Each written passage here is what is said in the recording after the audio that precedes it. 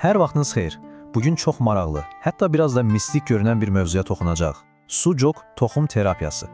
Heç düşünmüsünüzmü ki, adi bir toxum bədənimiz üçün bir açar ola bilər? Gəlin baxaq. Bəli, əsas sualımız budur. Bir anlıq təsəvvür edin ki, bütün bədəninizin, hər orqanınızın, hər bir sisteminizin tam bir xəritəsi elə ovucunuzun içindədir. Kənardan elmi fantastika kimi səslənə bilər, elə deyilmi? Amma sucuk nəzəriyyəsi məhz bu heyrətamiz ideya üzərində qurulub. Yaxşı, bəs bu necə mümkün ola bilər? Hər şeyin təməlində çox sadə, amma çox güclü bir qanun durur. Oxşarlıq prinsipi. Yəni, təbiətdə bir-birinə bənzəyən şeylər arasında bir əlaqə, bir-birinə təsir etmə gücü var. Məsələn, gəlin bu klassik nümunəyə baxaq. Solda insan qulağı, sağda isə insan embriyonu. Aradakı oxşarlıq sadəcə inanılmazdır, elə deyilmi? Bax, bu bənzərlik təsadüfi deyil. Bu, uyğunluq sistemi dediyimiz qədim bir anlayışın ən bariz göstəricisidir.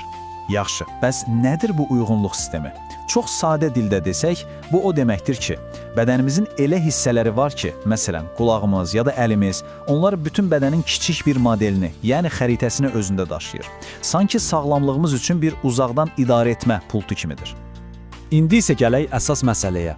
Bu uyğunluq sistemlərindən ən dəqiqi və ən əlçatanı məhz əlimiz hesab olunur. Çünki əlimizlə bədənimiz arasında inanılmaz dərəcədə dərin bir oxşarlıq var. Gəlin indi bu xəritəni birlikdə kəşf edək. Yaxşı, bu iddianın arxasında nə dayanır? Gəlin 3 sadə, amma çox məntiqli müşahidəyə nəzər salaq. Başlayaq birincidən, çıxıntıların sayı. Baxın, nə qədər sadədir. Bədənimiz nədən ibarətdir? Bir gövdə və ondan ayrılan 5 hissə. Baş, 2 qol, 2 ayaq. İndi isə əlimizə baxaq. Bir ovuc və ondan ayrılan 5 barmaq. Tam birə-bir uyğunluq. Oldu, saylar uyğun gəldi. Amma bu hələ başlanğıcdır. Məsələ bundan daha dərindir. Gəlin ikinci sübuta keçək. Bu hissələrin ölçüləri və istiqamətləri. İndi bu lap heyrətamizdir. Fikir verin, bədənimizdə ayaqlarımız ən uzundur, düzdürmü? Qollarımız orta ölçüdədir, başımız isə nisbətən qısadır. İndi əlinizə baxın, eyni şey. Orta və atsız barmaqlar ən uzundur. Bunlar ayaqlarımızdır. Şəhadət və çəkələ barmaqlar orta uzunluqdadır. Bunlar da qollarımız. Baş barmaq isə ən qısa və ən möhkəm idi, bu da başımız və boynumuz. Və bu xəritəni demək olar ki, möhürləyən üçüncü və sonuncu dəlilə gəldik çıxdıq. Buğumların, yəni oynaqların sayı. Baxın, bu artıq əlaqəni tamamilə sementləyir. Qollarımız və ayaqlarımızın hər birində 3 oynaq var. İndi 4 əsas barmağımıza baxaq, hər birində 3 buğum var. Baş və boynumuz 2 hissədən ibarətdir, elə deyilmi? Baş barmağımızda da eyni ilə 2 buğum var. Yəni bu qədər dəqiqlik təsadüf ola bilməz. Deməli, bütün bu parçaları birləşdirəndə əlimizdə tam bir xəritə yaranır. Baş barmaq, baş və boyun. Şəhadət və çəkələ barmaqlar, qollar. Orta və atsız barmaqlar isə ayaqlar. Budur, ovcunuz artıq sizin üçün bədəninizin kiçik bir maketidir.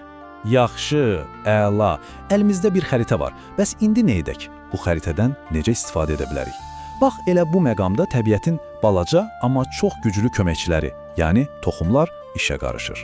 Sistemin yaradıcısı Professor Park Jae-woo deyir ki, toxumlar bitkilərə həyat verir.